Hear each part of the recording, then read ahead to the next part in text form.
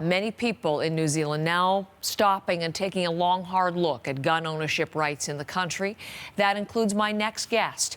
John Hart is a New Zealand sheep and beef farmer. He's in Masterton, New Zealand today. And Mr. Hart, it's a pleasure to have you as a guest on our program. Thanks very much.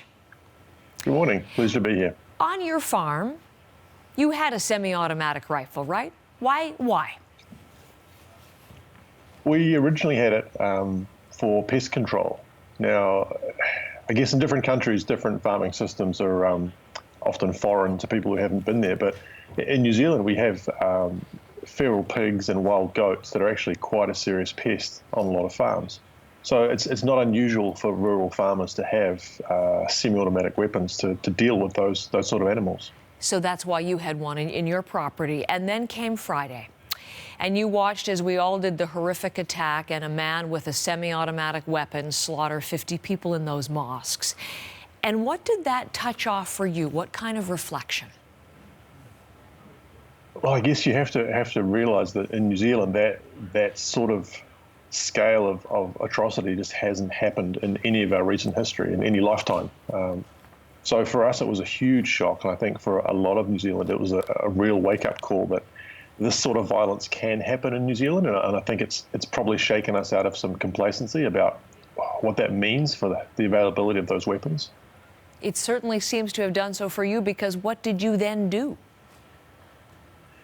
Well, I heard the Prime Minister the day after the atrocities saying that our gun laws need to change, and I realised I actually didn't disagree with her in the slightest. And the more I thought about it, the more I realised that I had this weapon that was, I guess I'd always thought of it as a utility or a useful tool. But in reality, I can do without it. It just makes life a little bit harder. But I was effectively wanting to trade off that convenience against the possibility of other people losing their lives. And for me, that trade-off just did not make sense anymore. So it became a really easy decision to say, well, we shouldn't have these in civilian ownership. And if I feel that way, then my conscience dictates that I should get rid of mine as soon as possible. And so you did. Let's pull up what you posted on Twitter with your message. On the farm, they're a useful tool in some circumstances, but my convenience doesn't outweigh the risk of misuse. We don't need these in our country. Hashtag never again. And there is the certificate. You took it in, what, to authorities for destruction? Yeah, so in New Zealand, there's been a long-standing convention that you can take a weapon into a police station and just hand it in, and they'll basically take it and dispose of it, no questions asked. With our heightened sense of security after the attack, of course, all of our police stations now have armed officers outside of them. So it was a little bit daunting walking into the police station with a rifle, facing down a gauntlet of armed officers. But we got through it. I bet it did. I'm wondering what sort of response you've had since you posted your thoughts, your actions, the copy of that certificate. What have people been saying about your turning your weapon in? It's been pretty overwhelming, to be honest. I really didn't expect the response that I got.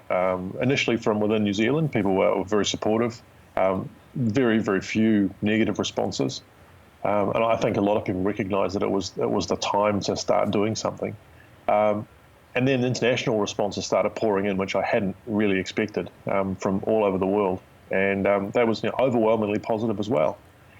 Then I guess the US kind of woke up at about sort of 2 o'clock in the morning, our time this morning, and I started to get a few visits from some enthusiastic supporters of gun rights from the US. Isn't that interesting? I wondered if that was the case. There's been a lot written from many people who are pro-tougher gun laws saying, why is New Zealand getting this right? The United States has had so many attacks and there have been no changes. And many who are proponents of change say, look at what New Zealand is doing to get a handle on this situation. And then, of course, those who are opposed to it so strongly saying, New Zealand is not the way to go. So you're hearing that personally and I bet loudly from some Americans.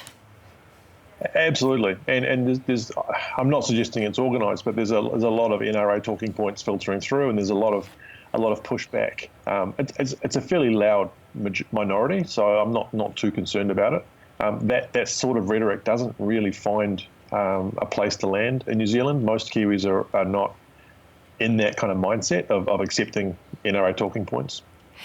and certainly not right now. I mean, it seems that there's a lot of support for the Prime Minister as she looks to toughen gun laws across the country. I'm wondering, as we talk to you and as we're looking here, you won't be able to see the picture, but we have the memorial that's up in Christchurch, the candles and the flowers, and just the very obvious signs of grieving, such sadness in the country.